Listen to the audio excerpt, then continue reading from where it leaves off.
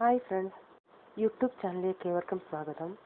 നമ്മുടെ channel name Biji's kitchen. ഇന്ന് ഒരു ബീട്രൂട്ട് തോരൻ ഉണ്ടാക്കാം. അതിനായിട്ടുള്ള ഇൻഗ്രീഡിയൻസ് എന്തൊക്കെയാണ്, അതെങ്ങനെ ഉണ്ടാക്കുന്നതെന്ന് നോക്കാം. ഞാനിവിടെ ഒരു 3 ബീട്രൂട്ട് ചെറുതായിട്ട് കൊത്തി അരിഞ്ഞ് വെച്ചിട്ടുണ്ട്. 1 മുറി തേങ്ങ, 1/2 ടീസ്പൂൺ മഞ്ഞൾ പൊടി, 1 മീഡിയം സൈസിലെ സവാള ചെറുതായിട്ട് അരിഞ്ഞത്, ഒരു 4-5 കറിവേപ്പില, 2 പച്ചമുളക് അരിഞ്ഞത്, എണ്ണ ആവശ്യത്തിന്, 1/2 ടീസ്പൂൺ മുളക് പൊടി, ഒരു 1/2 ടീസ്പൂൺ കുരുമുളക് പൊടി, 1 നുള്ളു ജീരകപ്പൊടി, കടുക് ആവശ്യത്തിന്, ഉപ്പ് ആവശ്യത്തിന്. ആദ്യം നമുക്ക് ഈ ബീട്രൂട്ടിലോട്ട് മഞ്ഞളും മുളക് പൊടിയും കുരുമുളക് പൊടിയും സ്വല്പം ഉപ്പും ജീരകപ്പൊടി, 1 നുള്ളു ജീരകപ്പൊടിയും കൂടെ ചേർത്ത് നല്ലതുപോലെ കൈ കൊണ്ടൊന്ന് മിക്സ് ചെയ്യാം. ഒരു തണ്ട് കറിവേപ്പിലയും കൂടെ ഇട്ട് നല്ലതുപോലെ കൈ കൊണ്ട് മിക്സ്.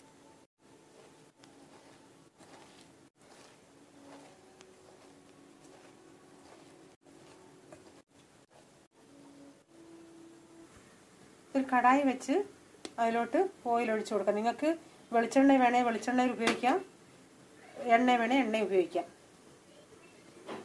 ഇനി അതിലോട്ട് കടുക് ഇട്ട് കൊടുക്കാം. കടുക് പൊട്ടിക്കഴിഞ്ഞ് കുറച്ച് കരിവേപ്പില ഞാൻ ബീട്രൂട്ടിൽ മിക്സ് ചെയ്തിട്ടുണ്ട്. ഇപ്പോഴും യൂസ് ചെയ്യും, ഇനി ലാസ്റ്റിൽ വെച്ച് യൂസ് ചെയ്യും. ഇനി ഞാൻ സവാള ഇട്ട് വഴട്ടാം.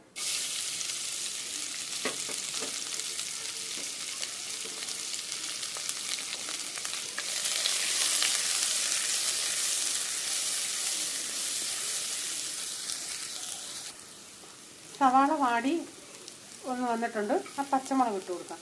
പച്ചമുളക് നിങ്ങളുടെ എരി അനുസരിച്ച് നിങ്ങൾക്ക് ഉപയോഗിക്കാം.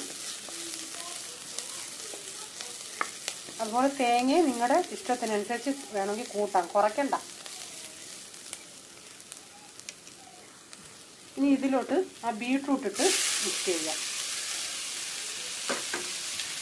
നല്ലതുപോലെ മിക്സ് ചെയ്തൊന്ന്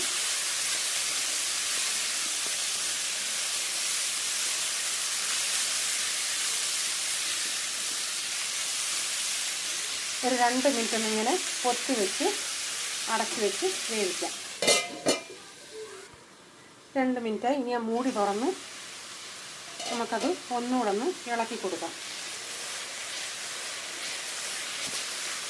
ഇനി വേണ്ട ഇതുപോലൊരു കുഴി ഇങ്ങനെ കുഴിച്ചിട്ട് ആ തേങ്ങ നമുക്ക് അതിൻ്റെ നടുക്കോട്ട് ഇട്ട് കൊടുക്കാം.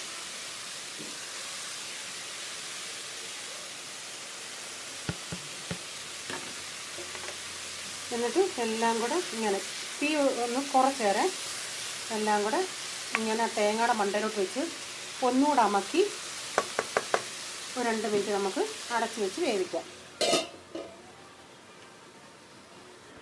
2 മിനിറ്റായി. മൂടി തുറന്ന് നമുക്കൊന്ന് ഇളക്കാം.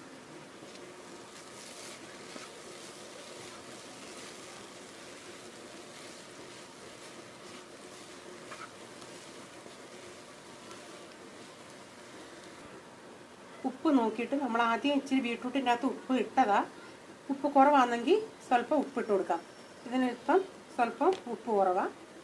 വെള്ളമൊക്കെ നല്ലതുപോലെ പറ്റി. ഇനി നമുക്ക് ലാസ്റ്റ് 1 നുള്ളി വെളിച്ചെണ്ണ, ഒരു 2 തുള്ളി 3 തുള്ളി വെളിച്ചെണ്ണ ഒഴിച്ചാൽ ടേസ്റ്റാണ്.